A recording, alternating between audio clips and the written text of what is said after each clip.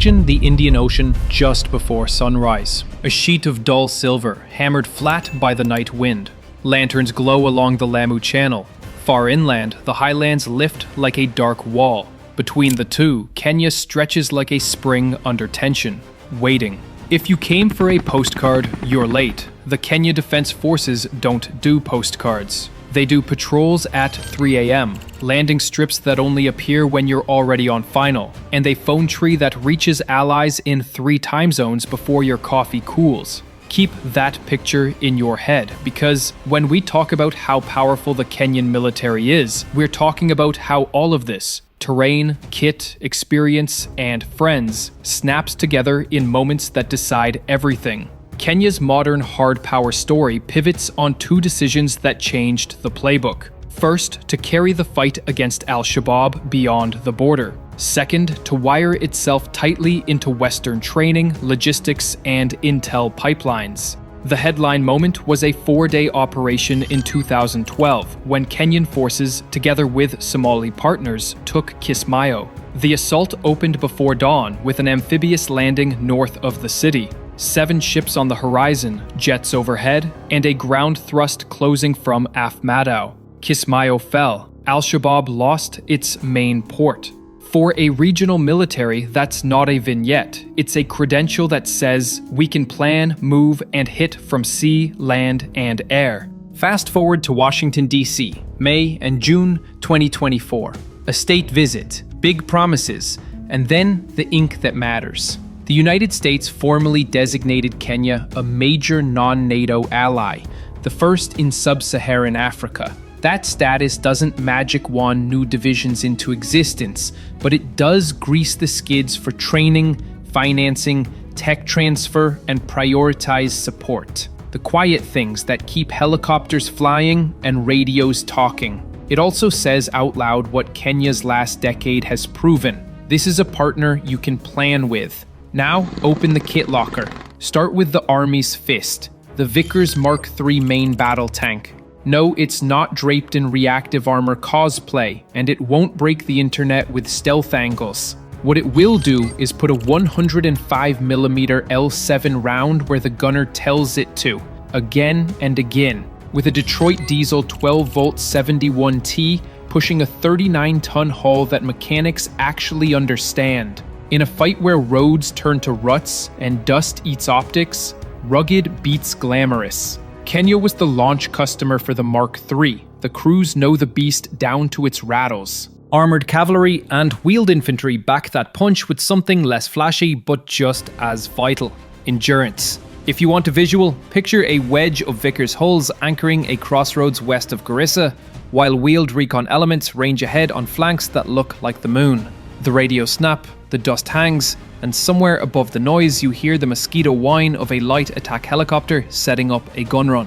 Which brings us to the aviation that turns Kenyan ground forces from resolute to fast. In 2020, Kenya took delivery of 6 MD-530F Cayuse Warrior light attack helicopters, with a package structured for a follow-on 6. The MD-530F is a pilot's knife, quick to accelerate, happy at low level, built for tight orbits over ugly ground. Strap on .50 caliber pods and 70mm rockets, and you've got a QRF Guardian Angel that turns an L-shaped ambush into a bad idea before it blooms. Pair that with a forward observer who's done this dance before, and you get a find fix finish loop measured in minutes. The mobility spine is the C-27J Spartan, 3 of them, all inducted in 2020. Think of a downsized Hercules with STOL manners and a cargo hold that swallows 463 L pallets, fuel bladders, or a rolling gun truck without complaint. On the Rift's ragged airstrips, Spartans are the difference between we hold and we'll try. With a max payload around 11,300 kilograms and the ability to plant its wheels on short, rough dirt, the C-27J lets commanders move ammo, water, and platoons to places the map forgot.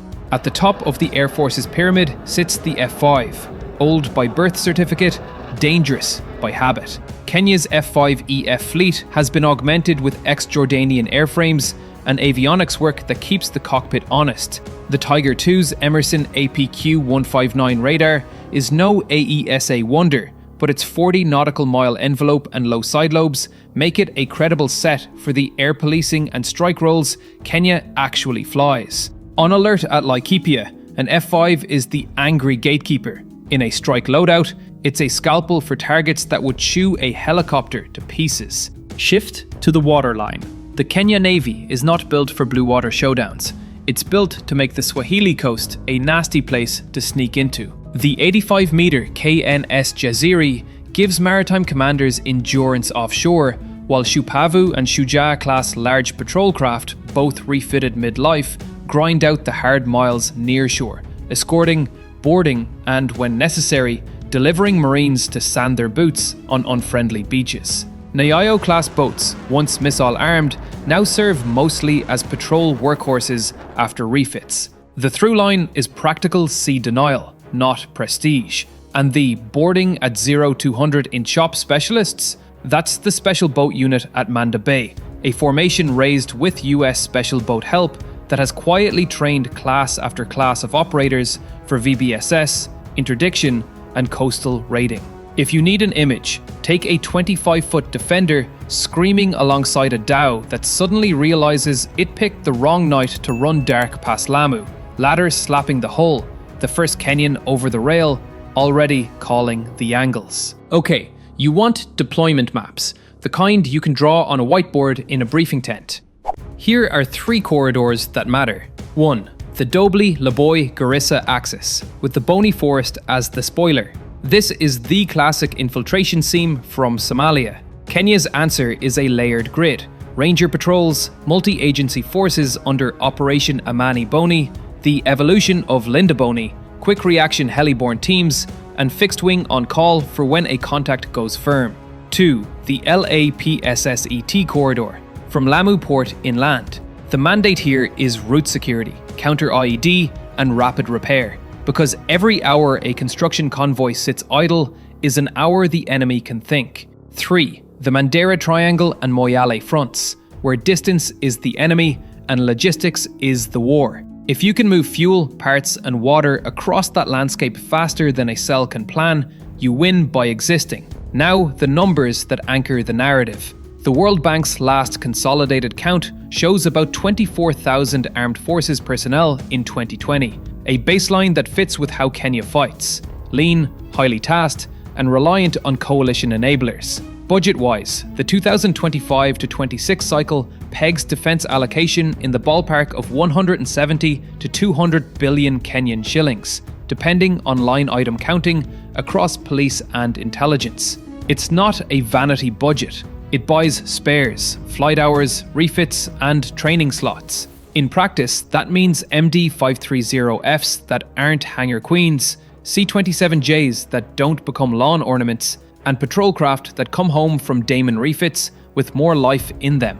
Allies and joint ops aren't a flourish, they're the skeleton. Each year, Kenya hosts or sends units to the biggest US-led exercise in East Africa, Justified Accord. In 2024, that meant more than 1,000 personnel from 23 nations rotating through staff drills in Nairobi and dusty live-fire lanes up country. It's not a photo op. It's repetition in communications, medevac, urban breaching, and rules of law modules that make a coalition real at 3 o'clock. Out at sea, Kenya plugged into the EU's Operation Atalanta for a first-of-its-kind multi-agency drill, Usalama Baharini, sharpening the handoff between Navy, Coast Guard, and prosecutors so a boarding doesn't end with a shrug in court. And above it all, the British Army's training engine in Nanyuki, BATUK, cycles thousands of British troops through Kenya's ranges yearly and runs Kenyan units through combined arms reps, forging habits you can't compress into a weekend. Here's your punchy anecdote of multinational impact you can almost smell. It's late afternoon at Laikipia during Justified Accord. A Kenyan F-5 hammers overhead, the roar corrugating the dust, while a mixed platoon, Kenyan Rangers on point, US National Guard behind them, and partner nation engineers pulling security on a breach kit, clears a mock block.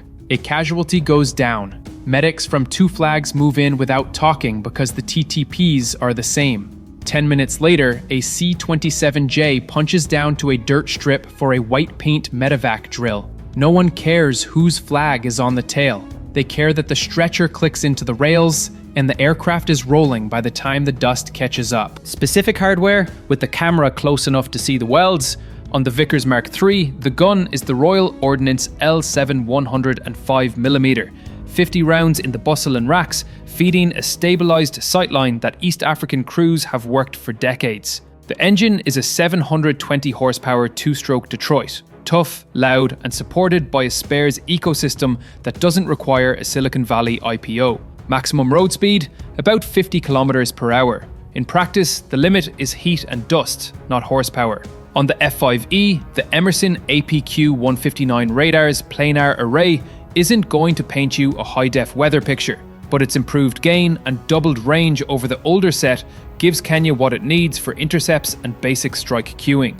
And the C-27J, roll-on, roll-off pallets, up to 60 troops in high-density config, and the rude habit of going where lesser transports bounce. That's the language of real operations. Let's put those tools on a map with a tactical scenario. Northern Garissa, dawn. A road security section goes firm after a pressure plate IED fails to detonate. The platoon leader splits. One team sweeps the wadi, another sets a short T blocking position. Overhead, an MD-530F rolls in on a left-hand orbit, .50 caliber pods armed. 2 minutes later, a second bird checks in, and both work a racetrack while an EOD pair crawls in. The find is ugly, a cache tucked into an acacia thicket with a beaten track running for the border. The call goes up the net. A C-27J is wheels up with a resupply pallet for the blocking team, while a ranger company on strip alert spins rotors. The ambush that was supposed to be theirs becomes yours, because your birds were closer, your logistics moved faster, and your doctrine expects this exact morning. Another scene, this time at sea. Midnight off Kapini. A dhow has been running dark for 90 minutes in a shipping lane that doesn't forgive secrets. Jasiri is too far to intercept without telegraphing. This is a job for the Special Boat Unit. 2 defenders slalom through chop, cut engines a breath before contact, and boards slap paint. The first 2 Kenyans over the rail move like they've practiced this 1,000 times. They have. 30 minutes later, the dhow is under escort. The crew is in flex cuffs, and the chain of custody paperwork is already importing the right case law back at Manda. That's what proficiency looks like when nobody's filming. Regional threats? Name 3 that drive the daily tasking. 1. Al-Shabaab infiltration from Somalia, with the Boni Forest as both concealment and logistics sponge. This is a slow knife fight. Route denial, human terrain work, and patrols that measure success in the attacks that didn't happen. 2. The security of the LAP SSET corridor and Lamu port. High-value infrastructure that smuggler networks and terror cells would love to turn into headlines. The response is multi-agency. Soldiers, police, intel, and Coast Guard in a choreography that keeps tarmac, towers, and pylons boring. 3. Piracy and illicit trafficking along the Swahili coast. Atalanta drills and Cutlass Express exist because the sea is a highway with no lanes, and Kenya sits where a lot of cargo wants to pass. How does Kenya stack up against its neighbours? Uganda fields Su-30M K2 flankers, big, fast, multi-role fighters with long legs and teeth to match. Tanzania keeps a modest F-7 fleet for point defence. Ethiopia's air arm blends legacy heavy fighters with a modernisation itch. On paper, that can make Kenya look undergunned in the glamour category. But Kenya's edge isn't a single prestige squadron. It's a habit of interoperability, amphibious experience you can't fake, and an M&A pipeline that turns plans into parts. When it comes to actually moving, fighting, and sustaining with friends, Kenya's muscle memory is region leading. Now a few data beats that matter to wonks and warriors. Batuk's training footprint supports as many as 10,000 British troops cycling through Kenya annually, with a permanent cadre that coordinates ranges and logistics. That engine also meshes with Kenyan units for combined drills. The value is in shared procedures and repetitions. Justified Accord's 2024 iteration put more than 1,000 personnel and 23 nations on Kenyan soil. And Atalanta's Usalama Baharini created a first-ever multi-agency drill, knitting Navy and Coast Guard together with European partners. All of that translates to radios that speak the same language, and medevac chains that don't need a translator. Let's balance the scales with future challenges, because power without honesty is just fan fiction. First, fighter recapitalization. The F-5 does the job today, but sensors, weapons, and airframes don't get younger. Kenya will need either a smart, affordable radar avionics refresh and weapons uplift, or a carefully chosen light fighter that won't drown the budget in sustainment. Second, layered air defense and counter-UAS. From cheap quadcopters to small fixed-wing drones and standoff munitions, the sky is filling with problems that man-pads alone can't solve. Kenya's answer will be a layered mix: jammers, SHORAD, and doctrine linking air, ground, and police. Third, maritime bite. Patrol and VBSS are excellent, but a credible coastal anti-ship missile and a new-build OPV with modular sensors would complicate any adversary's coastal math around Lamu and Mombasa. Fourth, logistics and debt load. Every shilling must justify itself. That means buying not just airframes but maintenance pipelines, not just ships but local refit capacity. Shuja's and Shupavu's midlife overhauls, one abroad, one at Mombasa, hint at the right direction. Build sustainment at home so availability goes up while costs go down. Finally, gray zone resilience. Disinformation, smuggling, cyber mischief, and cross-border criminal networks won't wait for a parade. The fix is the least cinematic thing in the world: talent retention, transparent procurement, and the steady grind of joint doctrine. But that's how you win the hour before a crisis. What makes Kenya uniquely, stubbornly dangerous compared to its neighbours isn't a single poster jet, it's the system. It's an amphibious assault that actually happened. A training grid that plugs seamlessly into US and UK pipelines, and a coastal security architecture that now includes a dedicated Coast Guard to police the seams. Layer the MNNA status over that, and you get something rare in the region. A mid-sized force that can act like the core of a coalition on Tuesday, and a national counter-insurgency hammer on Wednesday, without changing uniforms. Also, let's be honest, no one does a withering side-eye like a Kenyan NCO when a junior forgets his ear pro. Fearsome deterrent in its own right. So, how insanely powerful is the Kenyan military? Powerful in the ways that matter. A lean, combat-experienced force with a taste for jointness, an air arm tuned to the fights it actually has, a navy that denies sneaks the coastline, and an allied network that answers the phone. In a region where terrain is a weapon and distance is a liar, Kenya's superpower is competence. 1,000 boring, disciplined choices that add up to a very loud no when trouble comes looking. The next time you look at a map of East Africa, trace the coast from Lamu to Mombasa, then sweep inland to the highlands. That's the stage. The reason an enemy would think twice isn't an Instagram-friendly arsenal. It's the way Kenyan soldiers, sailors, and aircrews move across that stage like they built it, because, in a sense, they did. And if you're still tempted to test it, remember this: somewhere out there, a Ranger Sergeant is sipping tea from a dented mug. An MD 530F is loitering exactly where you'd least prefer it to be, and a patrol boat crew is practicing the same ladder drill for the 1,000th time. They will not care that you brought a speech. They will care that you brought a map. They collect those. Then they recycle them into lessons. And tomorrow gets harder for you.